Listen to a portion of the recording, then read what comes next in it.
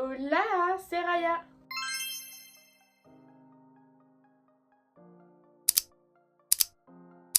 Et bienvenue sur cette nouvelle vidéo. Je vais vous donner mes conseils tout simplement pour survivre au froid à Disney en hiver, puisque clairement on se les caille. Je sais pas si vous êtes d'accord avec moi, mais vraiment je trouve qu'il fait excessivement froid. Donc en vrai, c'est vrai que c'est un endroit où souvent on a envie d'être bien habillé avec notre Disney Bound, etc. Et ça peut être un petit peu compliqué. Donc voici ma petite liste de conseils. Si vous en avez, vous, dans les commentaires, n'hésitez pas à me le dire. Puisque moi je suis clairement du sud, je me les caille quand je monte à Paris.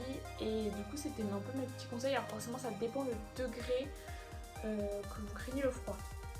C'est-à-dire que moi je crains le froid plus. Donc vraiment c'est des conseils qui s'appliquent à des gens qui craignent autant le froid que moi. Si vous le craignez moins, on va pas se mentir, tous mes conseils ne vous serviront pas. Je suis allée à Disney avec des gens pendant les mêmes périodes qui eux ne se sont pas caillés quoi. Donc clairement, vous prenez ce que vous avez à prendre, honnêtement. Le premier conseil va être d'empiler les couches. Au niveau du pantalon, on met un collant si on peut en dessous. Et au niveau du haut, moi je sais que je mets un petit t-shirt style débardeur avec un t-shirt thermique. Oui, carrément, un t-shirt thermique que je suis allée acheter, je sais pas, type Décathlon ou quelque chose comme ça. Je crois que j'avais mis un autre t-shirt par-dessus et après mon pull. Et après j'avais ma veste. Parce que vu que je voulais quand même avoir un Disney Bound, en tout cas à chaque fois, c'est vrai que je voulais pas mettre petite veste, sweat, gros pull et veste. Tout se jouait avant le petit pull. Aussi, peut-être que j'abuse de ce côté-là. Mais c'est vrai que empiler les couches, ça peut clairement sauver la journée, ça évite d'être encombré aussi. Parce que c'est vrai que toujours avoir 10 000 vestes par-dessus, c'est vrai qu'après on enlève, machin, on pose, on les a dans les bras, c'est compliqué. Alors que plutôt empiler les petites couches et après avoir les bonnes vestes, ça peut aider. En deuxième conseil, je dirais de prendre les gants. J'ai fait plusieurs fois l'erreur de ne pas prendre de gants. Et je l'ai regretté puisque si vous êtes comme moi, que vous adorez prendre des photos, sortir votre téléphone, sortir votre caméra, je sais pas, tout simplement que vous avez les mains à l'air libre, il fait vachement froid honnêtement. Donc vraiment prenez des gants quand vous filmez la parade. Je ne sais pas si vous la filmez, si à force de l'avoir vue vous ne la filmez plus, moi ça m'arrive encore de la filmer.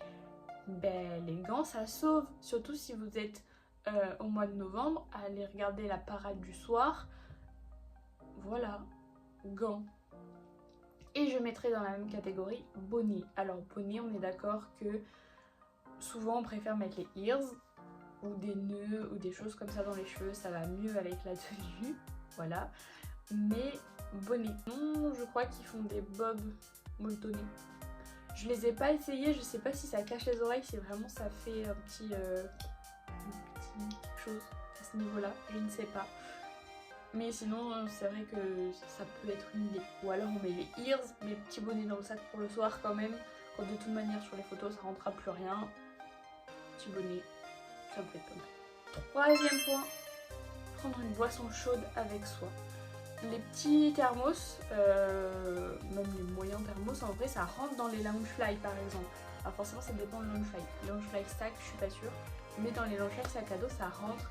Et je pense que se mettre une petite boisson chaude, alors type thé, chocolat chaud, quelque chose comme ça peut être une idée. Sachant que même dans les hôtels maintenant, en général, il y a la possibilité de se faire un thé. Donc le mieux c'est que le matin, on se prépare le petit thé en grande quantité. Et du coup on le verse dans le thermos, comme ça il nous suit un petit peu, au moins pour une partie de la journée. Au niveau du chocolat chaud, je sais pas comment, s'il y a possibilité de le préparer le matin ou pas.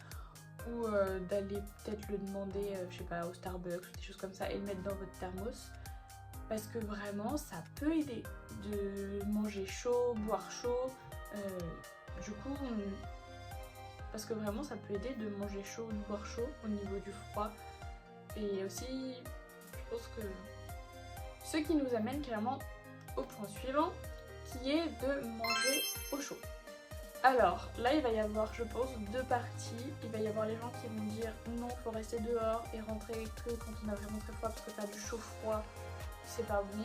Okay. Mais d'un autre côté très honnêtement quand on a très froid, qu'il est midi, 1h et on a juste envie de se mettre au chaud, le mieux c'est de manger au chaud. Même si je sais que par exemple les chalets gourmands ils proposent des choses trop bonnes à manger. Vraiment je crois que mon snack préféré de Disney, en tout cas en salé, ça reste les petits sandwichs à la raclette. J'adore ça, vraiment. Mais ils sont en extérieur et pour peu qu'il y ait du vent au moment de manger, ça arrive souvent que le vent arrive à midi, c'est pas drôle.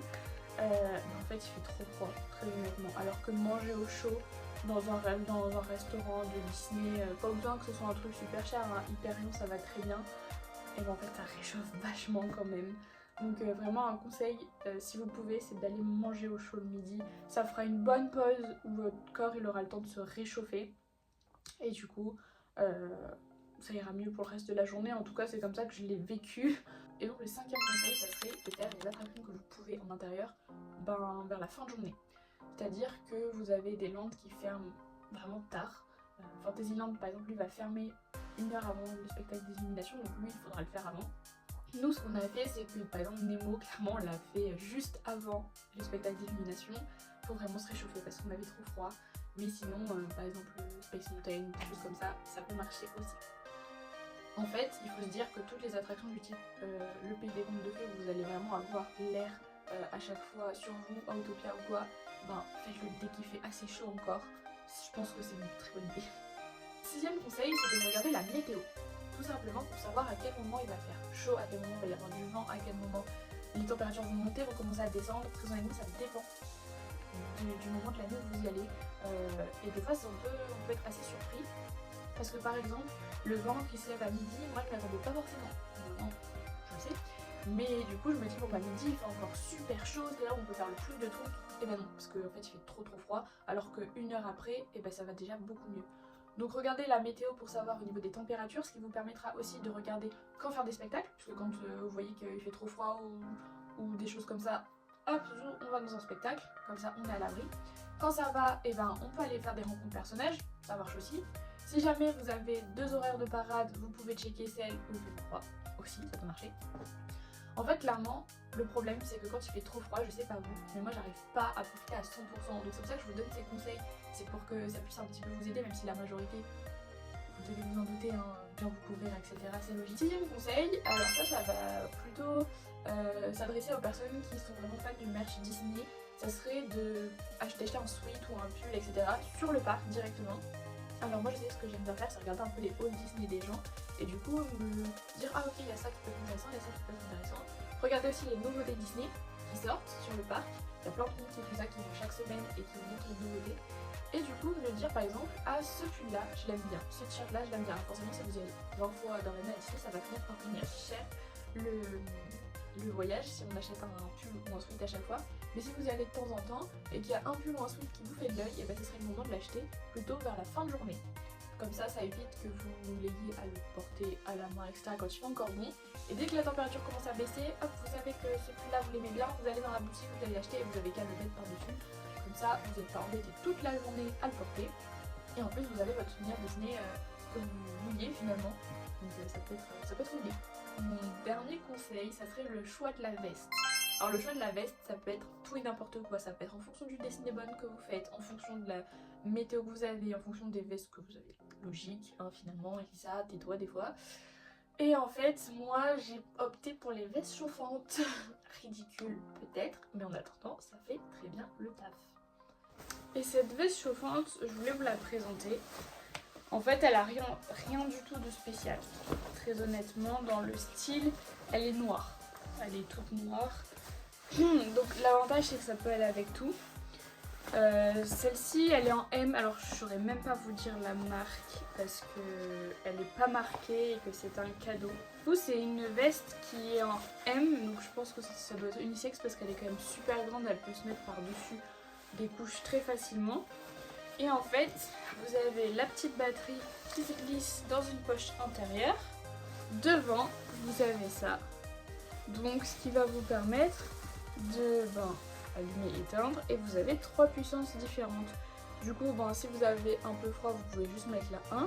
Et par exemple, quand j'attendais le spectacle d'illumination, la 3, hein, parce qu'il faisait quand même super froid. Vous n'êtes pas obligé, c'est que moi je travaille aussi dehors le reste de l'année, donc ça m'aide pour tous les jours finalement en hiver. Donc c'est pas juste un achat que j'ai fait pour Disney parce qu'il fait froid, c'est un achat qui va me servir tout le temps, mais c'est un achat qui me sert énormément.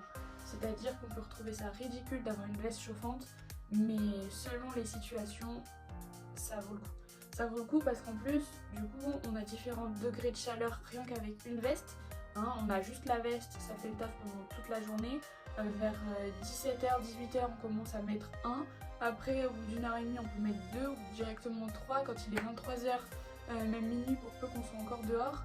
Franchement, si jamais vous avez le budget parce que c'est pas donné encore, vous en avez sur Vinted par exemple. Je sais que bon, Vinted c'est un peu mon meilleur ami, mais sur Vinted vous avez des gens qui en vendent, donc c'est déjà moins cher et vous avez plein de styles différents, hein, des vestes chauffantes, vous avez même je crois des gilets chauffants etc. Ça j'ai jamais testé, je pourrais pas vous dire.